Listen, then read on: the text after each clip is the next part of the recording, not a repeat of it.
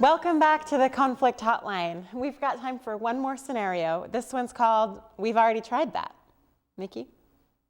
Thank you. This is a project group that's working together, a team. And Kerry's going to play Joan, and Allie is going to play Carol. And Joan is coming to a team meeting and has a new idea about something. You know, I had this great idea. I think that what we could do is we could try, instead of doing the cold calls first, why don't we send out this this little piece of literature first? Oh, we already tried that. That didn't work. No, we've done that already. Any other ideas? Well, I'm wondering if you just take a look at the piece of literature I designed, because I'm thinking maybe the piece of literature I designed is a little bit different than the one that you did before. Okay, I'll take a look at it, but I can't imagine it's going to be any different. You want to show me? Yeah, here. Why don't you take that and see if it's like what you did before? It's identical. It's almost identical. It's the same idea, and we've done it and it didn't work. So I don't want to waste your time. I don't want to waste our time. How are you feeling? Not as bad as I thought. But the thing that makes me feel bad is this happens every time. I try and come up with something that I think might improve our situation. Yeah. So, and what have you done about this in the past? Nothing. I just, wait till I have another idea and I bring it up again. And what's been your success rate so far? I would say 0. Wonderful. So let's try to do something different. Let me give you a new idea. So have you tried to consider what it is that's leading Carol to say no? I think that she's comfortable with the way she does things, and I think she has a certain amount of, and she's been successful with the way she's done things, and so a little bit of it is, if it's not broken, why fix it? And I also think she'd just rather put the energy into doing I think it's about efficiency. In other words, this works 80% of the time or 75% of the time, let's just do it and not get distracted with these other things. Great. Have you ever checked with her if your read on why she says no is accurate? No. Because this is key. If she's the one that makes the decisions. Right. There is something, it's kind of a bit of a harsh reality, and it bears knowing, which is if you don't have the formal power, the only reason for her to listen to you is because of connection.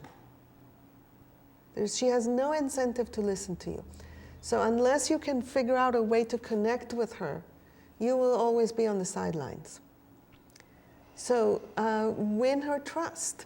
And you do that by showing her that what matters to her is something that you hold dear. When you keep bringing new ideas, as she keeps saying no to them, you're becoming a pest, isn't she? Yes. You make yourself a pest by the fact that you keep doing the same thing without taking in the feedback that you're getting from her.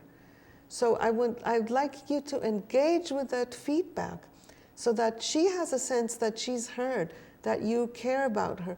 Then there might be room for new ideas. There might still not be. If you have any chance, is through connection. So try that out. And so let's take it up from the moment when you said, no, we've tried that. And where you went to is to try to convince her. Right. And I want you to take a different route instead. So yeah, no, we've tried that already. It didn't work. So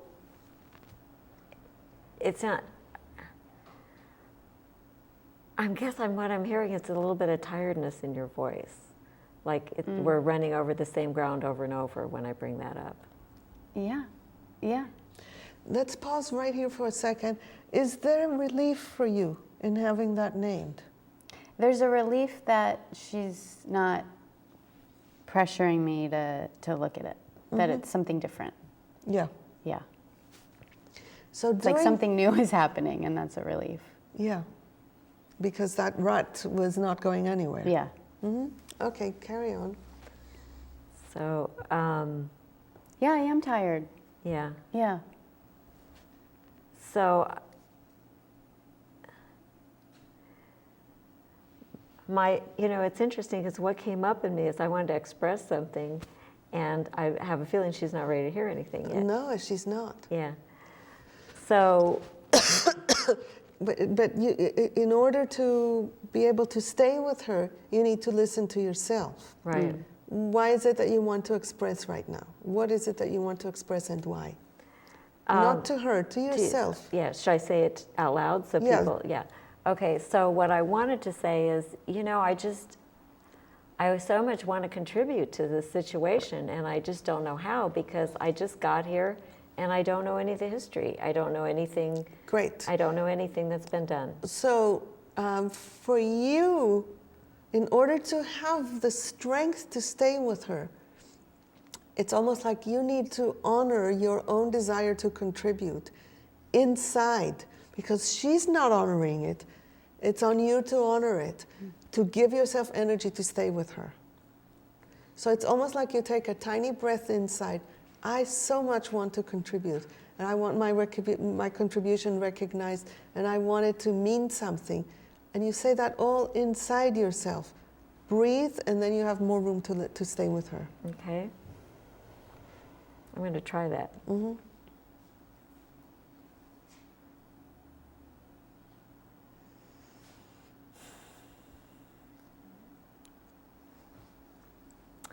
Well, as I'm sitting here with you, I'm beginning to see how frustrating it could be to sit in a meeting with someone like me, who's brand new. I don't know any of the history, and there are so many things that you already have tried.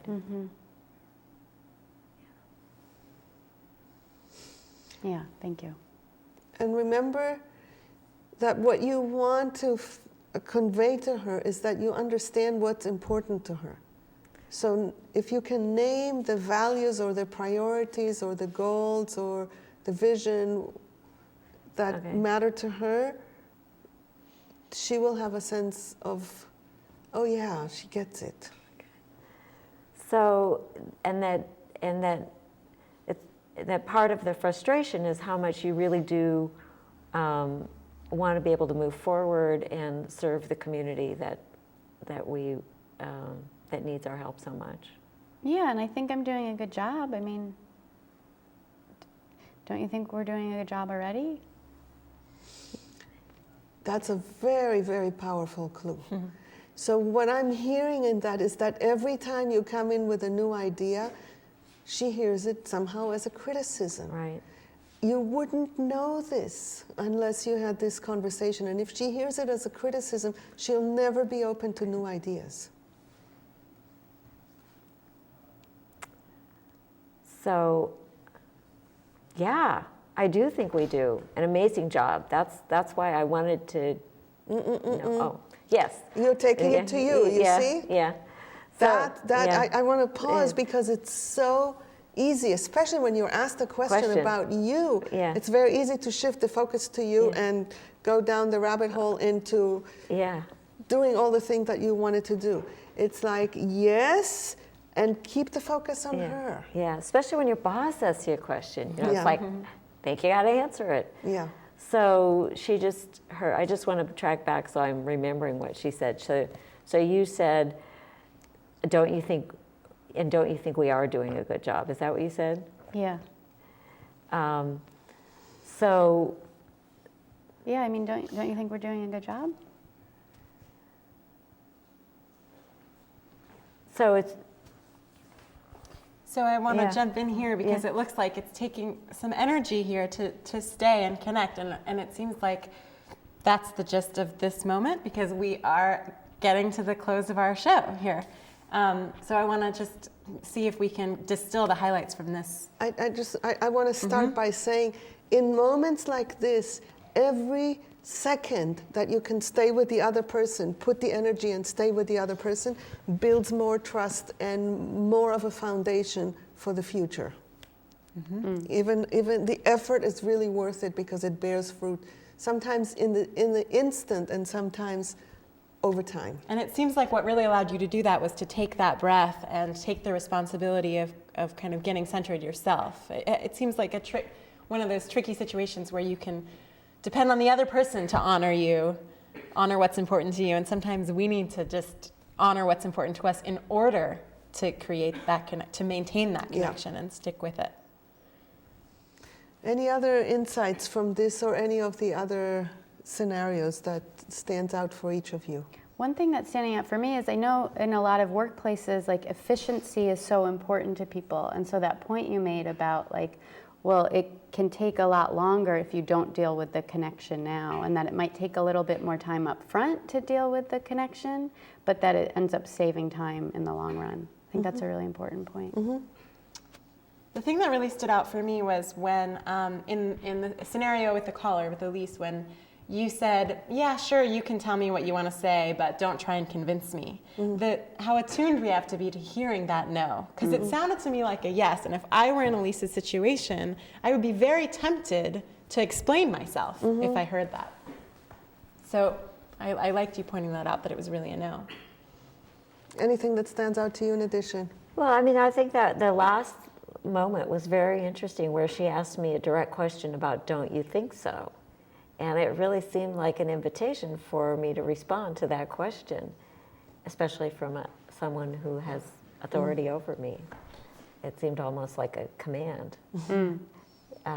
So it was an interesting moment to kind of uncouple my reaction. Great. Well, this is the end of our time together for this month. If you liked what you saw today and are moved to want to learn these tools, call our organization, Bay Area Nonviolent Communication, or look at our website for upcoming training opportunities with me and others. In particular, we have 2 very exciting events coming up next month and in May called Making Collaboration Real. They're going to help us apply these skills in the workplace. Our contact information is repeated at the end of this program. Also, we want to hear your feedback. We continue to experiment with the format and content of the show, so send us your comments, send us your scenarios, tell us what you want us to role play. Send it to conflicthotline@baynvc.org. Before we go, we want to thank our role players, Kerry Tepperman and Allie Miller. We want to thank Coach Miki Kashtan and the crew and production people, everyone who's volunteering to support the program. We hope you'll join us again next month on March 3rd for another hour of the Conflict Hotline. The topic next month is parenting. You can also see past episodes of our show on YouTube at youtube.com/baynvc. Until next month, I'm Sigal Shoham. I hope to see you then. Good night. I take a deep, dark breath of my fear. Breathe out compassion to myself. I take a deep, dark breath of your fear. Breathe out compassion to you. And the next breath is for all the people who can relate to me and you. You cannot see eye to eye. Won't you step up with me and try? Drop the fences down, find the common ground, and take a deep breath.